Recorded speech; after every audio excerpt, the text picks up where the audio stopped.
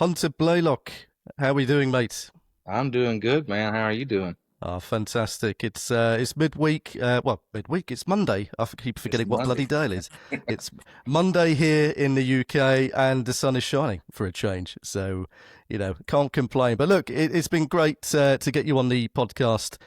We've been talking a lot over on the DMs, and I think it's a great opportunity for us to talk about you, your music, and everything from there. So, should we just dive straight into things, mate? For people who don't know you, whereabouts are you from? I am from North Georgia, over here in the big US of A. Um, yeah, I'm a songwriter. Just run around the country, run circles, playing tunes, and yeah, Hunter Blaylock. That's me. Superb. My geography is getting better, but whereabouts in Georgia are you from? What's your hometown? Um, it's Sonoraville. That's where I'm from. Which even when I tell people here that's where I'm from, they say, "Where the hell is that?" So I'm like an hour north of Atlanta. Oh, okay. Yeah, I know where Atlanta is, so that's a good People start. usually know where Atlanta is. Yeah, we'll start from there and work our way upwards or wherever we need to be. But so what was it? What place is it like? Is it a good place to work, to raise a family? What's it been like for you? I think I think it's the best place, man. I really just love living in North Georgia. I've been lucky enough to travel a bit and go see a lot of places, and while everywhere is great and beautiful and all that good stuff, I don't know, there's something about North Georgia just feels like home. It's like you can be in the mountains, you can be at the beach if you want to be pretty quickly. Um, I mean, you got the flatlands. I mean, there's just you can go hunting if that's your thing. You can go to the city if that's your thing. I mean, it's just I think it just has something for everybody. It's a great place to live. Yeah, sounds amazing. And it's interesting when I do speak to you guys out in the States that anytime I ask that question, you're always very complimentary about where you live. I think maybe that's a difference over in the UK that we're always moaning and self-depreciation. we Well, need some of that enthusiasm, man. there's some complaining to do too. We'll save that for another day.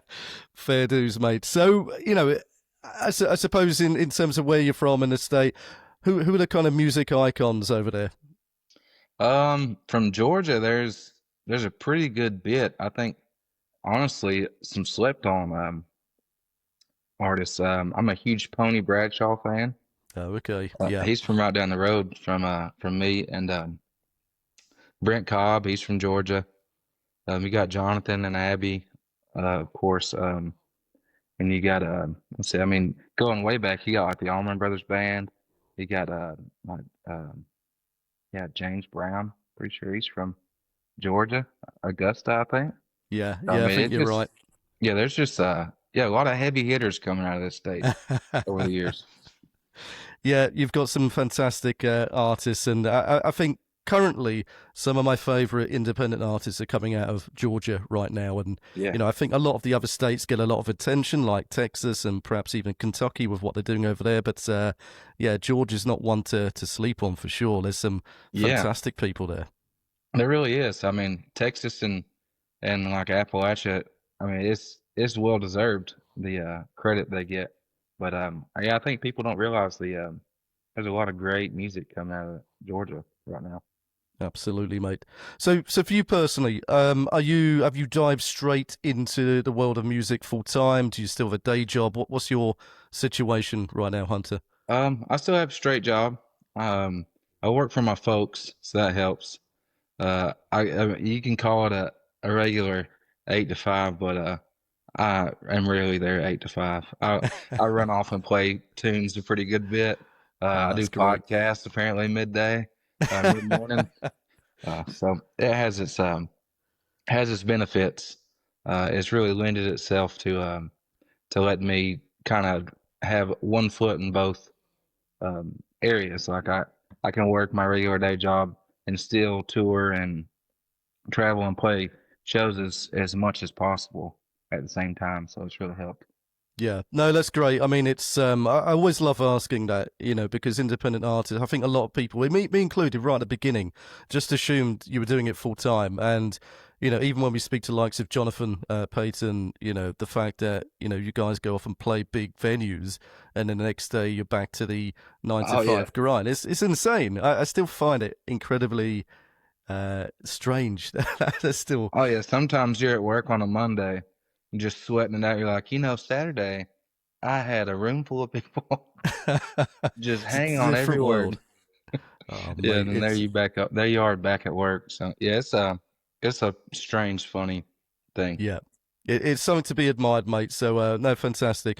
We touched upon it very briefly at the beginning. So for somebody who's never heard your music before, how would you go about describing it in your own words? And you could describe it in whatever way you want. No, you don't have to use like the usual kind of genre labels. You can describe it if you like a good whiskey or a good car, however you want, mate. I guess I would probably describe it as like I don't know, pretty emotional, therapeutic kind of, or at least on my end. Um, Most of my songs are really just me hollering on my problems for 4 minutes at a time. Um, yeah, and for some reason people like to listen to them. Um, but yeah, I guess I mean, you could call it like Americana, I guess was what you would call it. It's kind of a doesn't fit in one particular box, I don't think. I have pedal steel play with me a lot, so a lot of people just call it country music because you Yeah. got the sad machine with you. So it's like, yes. So you can call it whatever you like. As far as genre, I don't particularly think too hard on that. I don't know, just try to be real and unfiltered, and just kind of say things how they are and be honest as honest as I can, and just let it come out how it comes out. And, yeah, I guess so. Honest, I'll probably define my music the best. It's just honest. Honest, yeah, that's exactly how I describe it too, mate. I spent all weekend, I think, listening to your tracks, and like you say, there's some. Oh, it's probably sad as hell. I'm depressed now, mate. I'm No, it's some fantastic music, and I think it leads us into a good segue. Before we jumped on, I said, it'd be good to start playing some tracks, I think, throughout some of the shows as much as we can get away with without, big corporation coming down on me like a sledgehammer. But Well, I'll give you permission. there you go. There you go. Yeah, tell whoever's coming down on us that you have all the permission. Thank you kindly, sir. So for song number one, mate, and I think the premise will be to showcase you as an artist. Two songs, and the first one being why did you write that song, and kind of what the premise behind it. So tell us a bit about that one.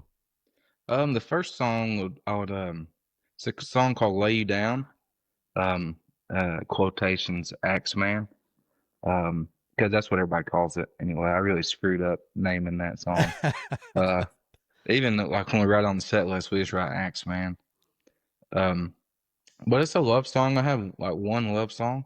I think that's the minimum requirement to do this thing is you got to have one. So yeah, I wrote it I mean years ago. Um, and yes, I don't really have hits. I wouldn't say I have a hit songs, but this is a song that I have to play every show where people will holler at me. And usually, if there's one somebody's going to sing along to, it's this one. And the song was really written about somebody that's kind of no longer in my life, if that makes sense to Yeah, you. And so there's a part of you in that situation and be like, I don't really want to play this song anymore. But then you go play a show and you see a room full of people sing, the song, and you're like, well, it's probably a song worth playing once or twice. So that keeps it absolutely. alive, I guess. Just people enjoying it. So yeah. Fantastic. Well, let's give that one a quick listen then. That river is high, oh, but so am I. And my heart burns like a barrel of kerosene. I'd call you up, baby, if I could. And I'd lay it down like an axe man lays down wood. I'd lay it down like an axe man lays down wood. So, you talked about having one love song. So tell us about the rest of kind of the music that you make. Like I said, I had a great listen over the weekend, and the first one on your Spotify was the one with Jonathan and Abigail, and that just sets the tone straight away. I think it's a fantastic song, and you talked about not having hits. I think that's a hit, man. I think that's a fantastic song. Thank you. Yeah, I guess the rest of my songs I would call sad. I'm just a sad songwriter, I guess. I don't know. I just feel like we have enough happy songs in the world, really. I think, and there, there's you got I mean, if you want to be happy, you can turn on some Beatles or something. Uh, but I just like to shine a light on things that people may be afraid to talk about. I feel like that's important. There's a place for that as well, and that's where I always found like music is a that's how I relate to music. That's when I go searching for music is when there's something I'm going through or something that I'm needing to help getting through. I always kind of gravitate to songs, and I feel like they can make you feel not so alone, and realize that you're not the only, as a human experience is unique to everybody. It's kind of all the same at the same time. We all go through the same things. And I think we forget that a lot of times. We get kind of all caught up in our own little, um, strut of life here and forget that we're all going through the same shit all the time. And I feel like I try to bridge that gap through, I guess, writing and stuff. Yeah. I mean, a lot of people we speak to, it's like a cathartic release, Yeah. just to get it all out. And for people like me on the other side of the radio, shall we say, it's it's nice for us to just kick back with a whiskey or 4 in my case, and listen to some sad songs because as blokes, we don't tend to talk about things as often as we should perhaps, and I think music's a way to kind of break down those barriers, personally speaking, anyway. For sure. So, Yeah, I've always joked I need to sell tissues on the merch table. you're missing a trick there, mate. I don't think anyone's doing that currently. Yeah, untapped market. It's an go. untapped market. Kleenex, but hopefully they don't misread the situation for what you're trying to say. Yeah, there's probably not a thread of that in my shows. I don't think anybody's showing up like, I think you might get naked. There you go. If you want to see stuff like that, go and see a Hunter Blalock show. So that's right. There you go. That's some good content right there. So in terms of like digging into your inspirations, mate, when you hear other artists, was it one artist that you've heard previously that has changed the way that you kind of think about music, the way that you write music personally? Was it like one artist or one song even? Yeah, there's several, and there continues to be several. I'm always being inspired by things that I put in my ears, other songwriters, and a big one was BJ Barham of American Aquarium. I never realized he could just say things because I was in like a rock and roll jam band in like my early 20s, and that's all about you say a couple catchy things and then let the guitar player play for 30 minutes, which was like the greatest gig in the world. I didn't have to do much, but I had all this, just a fella who doesn't talk much, so you get all this stuff inside that you're going through, and I never realized you could just write a song and just say it, and it didn't have to be some clever, catchy way of putting it all together. You can just say what you mean, and I really picked that up from him. I heard him, and I was like, wow, it was like a whole revelation. Like, you can just do that. Oh, that's great. So that's really he really got me, or gave me the courage to try writing some serious songs, and not just trying to fill the space between guitar solos, and really write stuff that could connect with folks. And then obviously like the whole Appalachia, Tyler, all that whole crew up there, John R. Miller, even down to like Brendan Edwards. just everything that's coming out of that area as well. Just really caught my ear and all that when I found all that stuff. And like the drive-by truckers when I was really young, even when I was playing that rock and roll band, I found them and I was like, you can. I mean, it was just I couldn't stop listening to it. It was just such good storytelling, and it's really just like a master class on like Yeah. commentating on what's going on through stories. And Is that the Isbell era, or is that the other stuff? I'm real big on the Isbell era. I found Isbell first in that band, and that led me. Jason Isbell, man, he's one of the greatest of all time. That led me down that whole rabbit hole. But I'm I'm a big Mike Cooley fan as well. Um, the king of one-liners, I'd call him. He's a big Mike Cooley fan in that band, and even up to like Pony Bradshaw has influenced me a lot. And I found his music. It was like just another like realization. Like you can just write songs about because he writes a lot about like the North Georgia area where I'm from, Yeah. and I was like, wow, I've never thought about just writing about here before. Writing about like I've always wrote about like feelings and all that good stuff. I was like, I've never really wrote about like where I'm from or the scenery or anything like that. So that was a big revelation to me that I could do that. Um, that was an option, and even down to Jonathan and Abby, they've been a big influence. And I just keep, whatever I'm listening to, always kind of finds a little spot into what I'm doing really, because I'm always listening and trying to learn and take in new ideas and stuff. Yeah, yeah. It's really interesting. The more I speak to artists recently, whereas before I think if you ask, who kind of influenced you the most, it will be, artists from way back. But now it's the likes of like Tyler, Pony Bradshaw, and more modern people. And I think Yeah. that there must have been a real shift in the last, 10, 15 years of this new kind of wave of music through Appalachia, particularly, and elsewhere that it's. I think it's fantastic. I think a lot of people, when you go online, they go, "Oh, country music died, many years ago," but they've never bothered to. I suppose it's not their fault always, because a lot of this stuff is buried and hidden. And Yeah, I you had gotta to. find it. Yeah. Yeah, you really do. And this is kind of the reason why the whole Rugged Revival Network existed, or exists still. Is the fact, particularly in the UK, we've got to dig a little bit deeper as well in you guys, because it's not on any mainstream radio stations.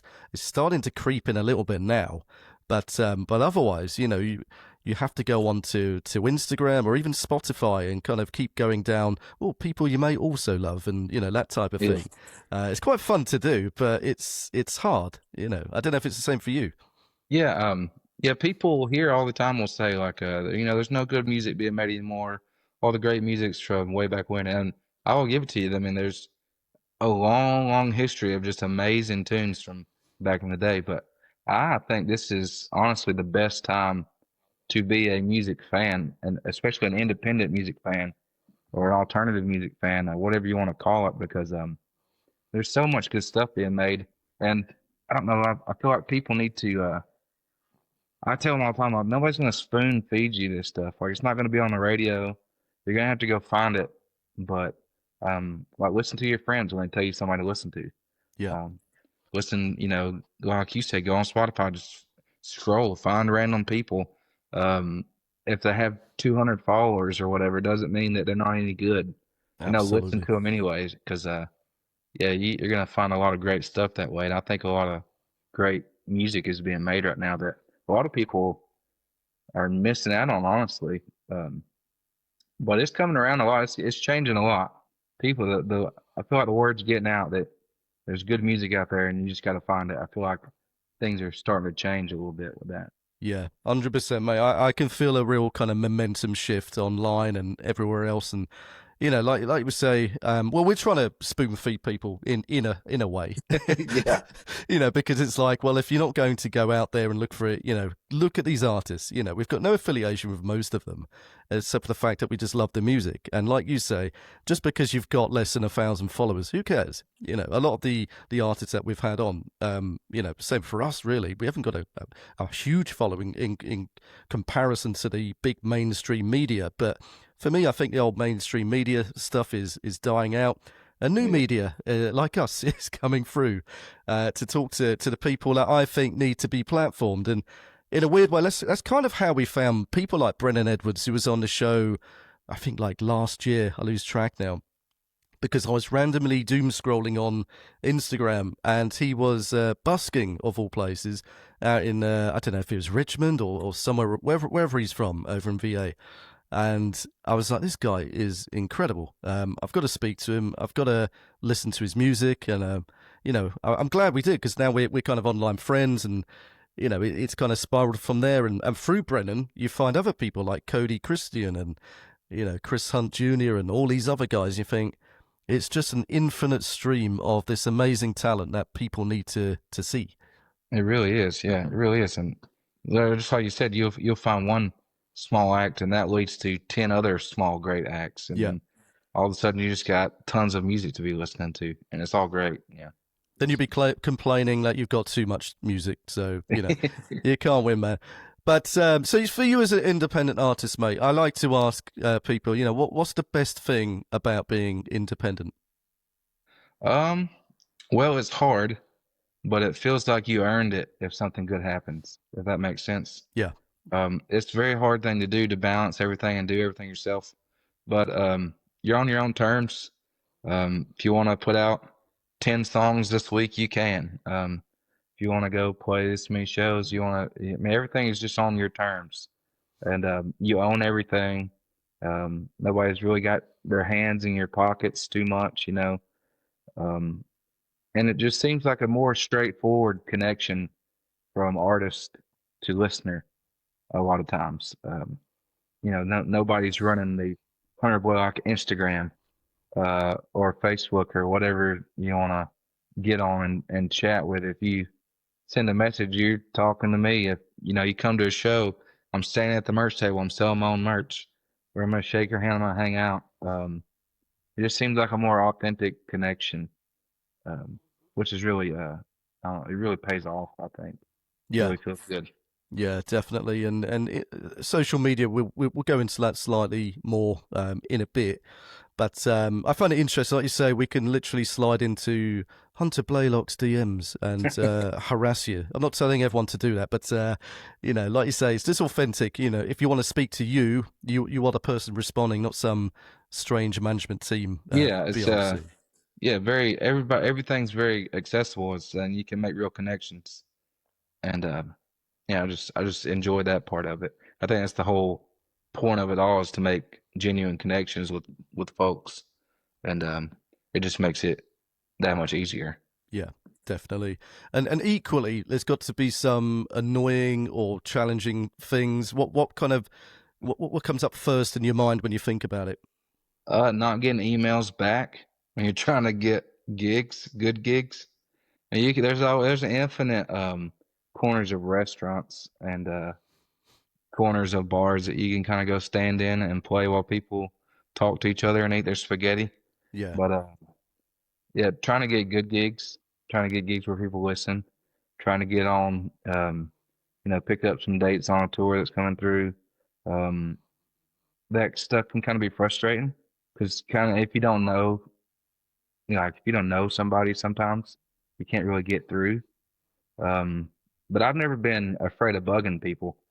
So I'll just bug you. I'm not scared to ask.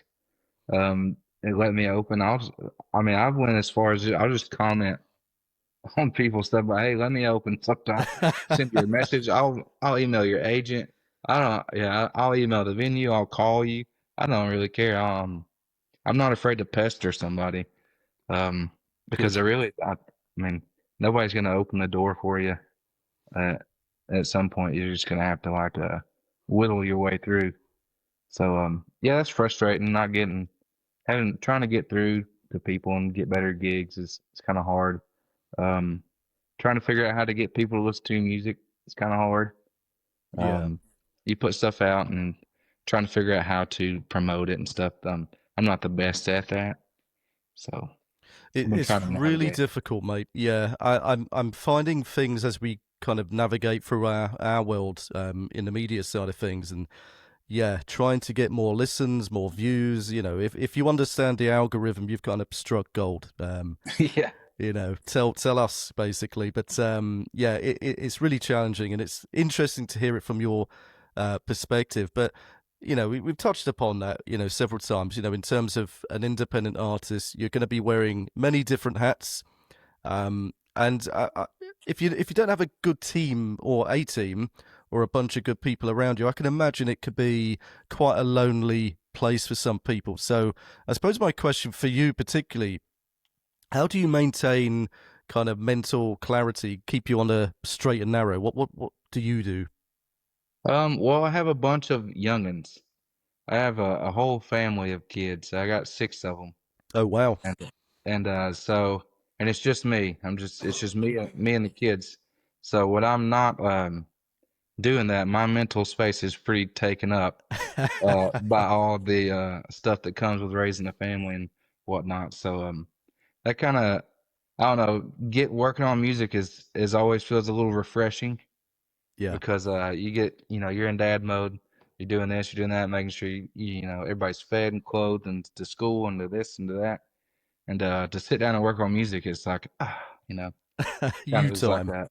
Yeah, it's like a break from all that. So that keeps me pretty cleared out in the noggin. Yeah. I never mind too bad at working at it because it's just I don't know. I enjoy getting after it. I guess I don't know. I enjoyed working on it. Yeah. No, it's a good perspective to have, and I have 2 kids, not 6, thankfully. I'm not sure how I'd cope like you, mate, but it's a nice distraction. So if something's annoying you in your work life or with the media stuff that we do, and it can be really frustrating at times, in different ways. But then you've got two loving children sometimes that can take sometimes you on. they're crawling at the walls. Oh yeah, absolutely, absolutely. So that's great to know. So let's talk about song number 2. Let's go into that right now. What is song number 2? Song number 2 is "Moving On." It's a song I wrote. I used to not talk about it too much because I would sing about it a lot, but I didn't openly talk about it. But I went through a divorce a couple years ago, and it was really tough for me. That's a thing I think is tough for most everybody, but I particularly took it kind of hard, I guess. And I got a lot of great songs out of it, but and it's just a song about that. I was going through it for a while, and really in a tough place. And I don't know, I sat down at my kitchen table one day, and it was just quiet. It's never quiet in my house. So I just kind of took advantage of it. I needed some quiet at that moment. And I grabbed the guitar because that's just what I do with my time when I'm just sitting around. And this song fell out of me. And at first it kind of scared me. I was like, I can't play that song for anybody. It's like extremely one of the most personal songs I've ever written. But then I got to thinking like the whole thing is honesty and unfiltered views of things and telling it how it is. And if I'm going to start censoring myself, then there's really no point in doing the whole thing. Yeah. So yeah, I started playing it for folks and playing it out, and I just released it on an EP. Hopefully there's somebody out there that needs that song as much as I did in that moment. And hopefully it finds who it needs, and it helped me a lot. So yeah, thanks for sharing that, mate. I appreciate that. A lot of the stuff that we talk about is often personal, man. So it's lovely that you open up on stuff like that. But cool, let's give that a very quick listen then. Think I'm finally giving up on everything that could have been us. I blame my watering eyes on little specks of dust. I think I'm finally giving up. I swore I'd always choose you then. It all turned to sand, and I fought so damn hard and it slipped right through my hands. I swore I'd always choose you then. It's great. Talking about being I keep saying independent artist, just an artist in general. And we talked to a lot of different people who were going through kind of different stages of their career, different stages of their life, even in terms of age. In terms of what you're doing and doing it from a grassroots level, doing pretty much everything yourself. Have you found any cheat codes or any really efficient ways to kind of get stuff done that perhaps no one else has figured out? I can't say that I have. We I need to find out wish. for you then. I'm always asking people, well, hey, how do you do this? Um, yeah, I don't know. For a while, I just thought I would just work harder than everybody. I would just play and play and play and play and play out and just shake one hand at a time, two hands at a time, and really do it that way. And that's what I did for going on a decade now. For a while, I was doing over 200 shows a year and just running circles and just really beating down the highway and trying to get out there. And I didn't figure anybody was going to come to Sonoraville, Georgia and find me. So I was going to have to go find them. Um, so I did that for a while and well, that is a way of running you down, wearing you out. Yeah, So I can imagine. I've backed down a little bit on that. I'm still doing about 100 a year, but I'm trying to find other avenues. I'm trying to trying out different things. I mean, all that time I didn't put out any music. I just now started like putting out. I was like, yeah, I guess it would be a good idea to have something for people to listen to when I meet them, not just. I was just running around the country, just like, yeah, nice to meet you. Where can we find your music? And nowhere, you just come see me again. So yeah, I've gotten into putting out some music now.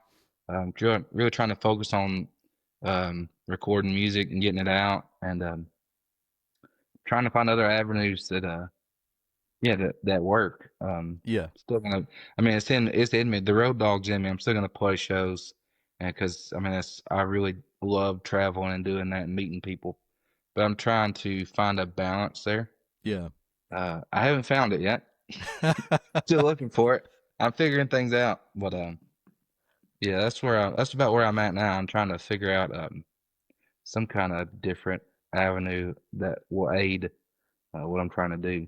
Yeah, yeah. I mean, it's a common theme when we talk to folk. It's everyone's got that grind in them, that love for the grind. Hitting the road, playing 100+ times a year. It's just in them. And I don't think that will change for you, probably yourself and a lot of guys that just love doing it. But I suppose some things that we've come across is a big thing is just networking, finding good people to speak to perhaps share some creative thoughts, and because sometimes it can feel like you're banging the same drum trying to get a different result out of things, and Yeah, it could be frustrating. But actually when you speak to other people from perhaps even different states or just a different environment altogether, they're doing something completely different that it surprised me sometimes in terms of perhaps just the way they approach social media. Perhaps they might be doing some live shows or something online exclusively, and we're like, oh, okay, that's something different that perhaps other people aren't doing. It's quite interesting once you kind of speak to this kind of plethora of artists. yeah, for sure. I've kind of learned that yeah, talking to people, meeting people is very valuable. Um, I'm kind of a socially awkward fella. Me Big too. crowds, like talking to strangers is kind of I don't know, it scares me a little bit. But I've learned that, yeah, go do the gig. Go do the gig that probably doesn't pay that much. Um, because I've met a lot of people that's really helped me out a lot at those gigs. I've made a lot of great fans at those gigs. Always go do the thing, show up. If you just keep showing up, then good things usually happen. Yeah. And so, yeah, I've learned that, yeah, talking to people is a good thing.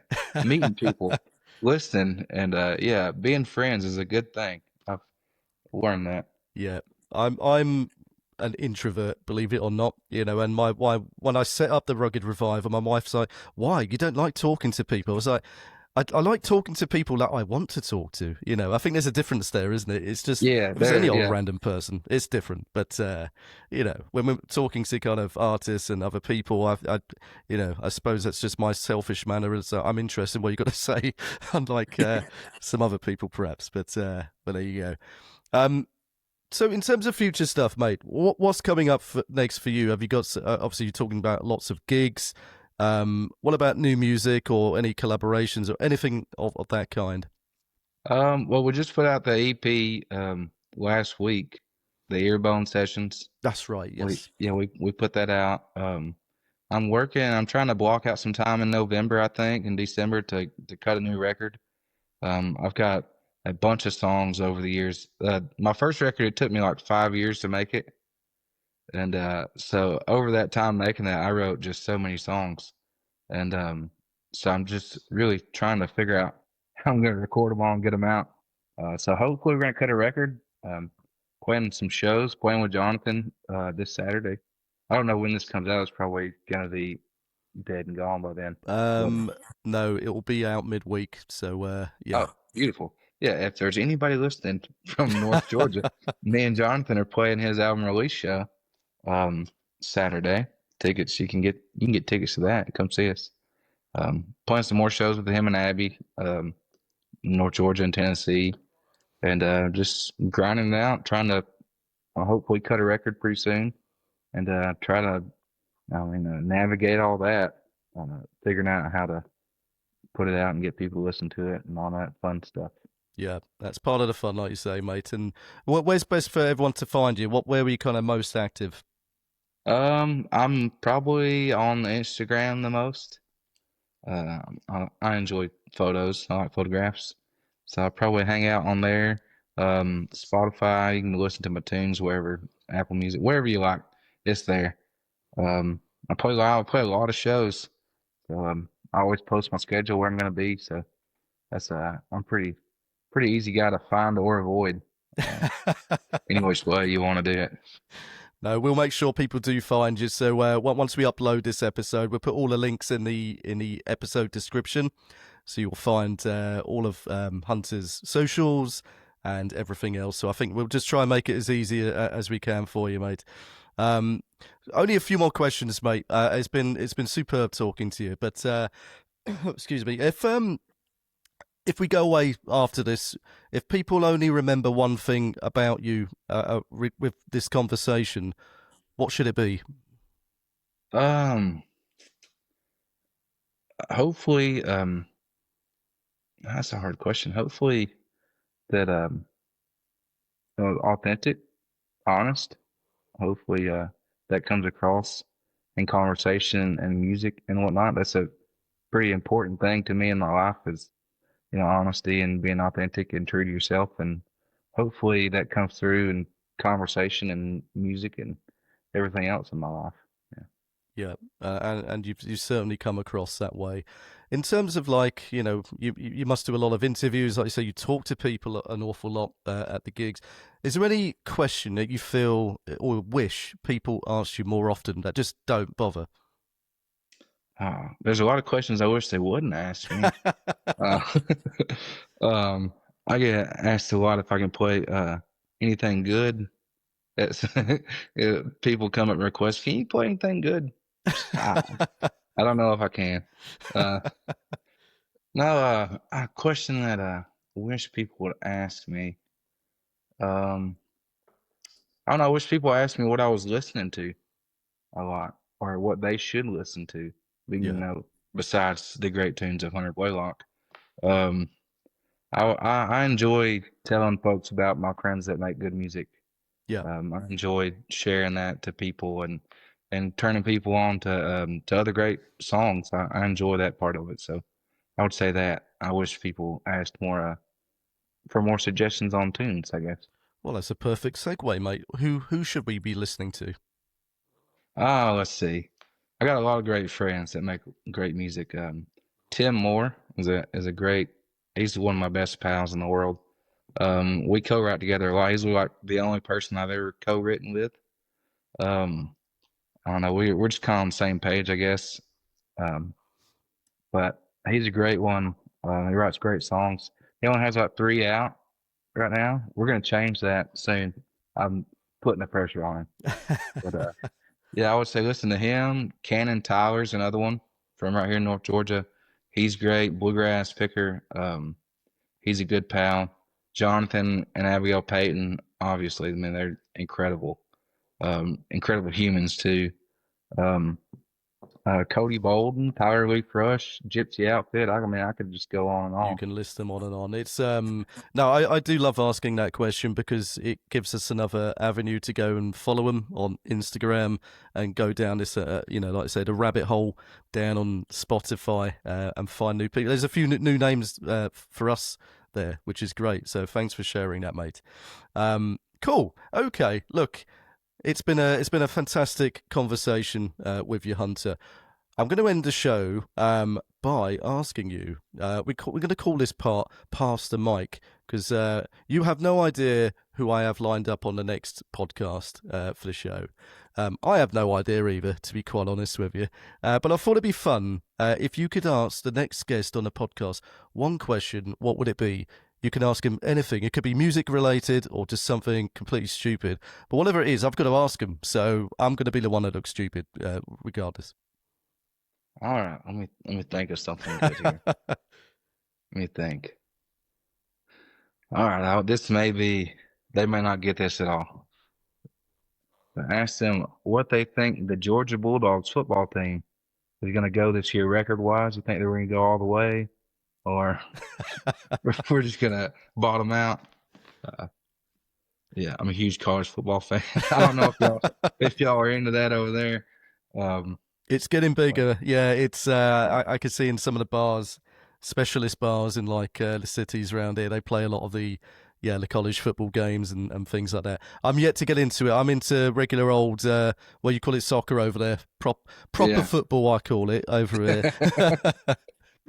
Yeah. I mean, you might just need to watch the Georgia Bulldogs. We might convert you over. Change my mind. There you go. Well, I'll put that on my list of things to do as well. But I will be asking the next guest, and it'll be interesting to see what they say. Or even have a clue what the hell you're on about. But hopefully they're from the South at least. I'm not so sure, but there we go. Look, man, thanks so much for joining me today. Everyone, go and check out Hunter's music. Give him a follow across all of his platforms, and like we said, I'm going to put all the links in the episode description just to make it easy for you and spoon feed everyone as we like to do. Until next time, keep supporting independent music. Thanks, guys. Take care. Hey, thanks Hunter. for having me, man. I appreciate you.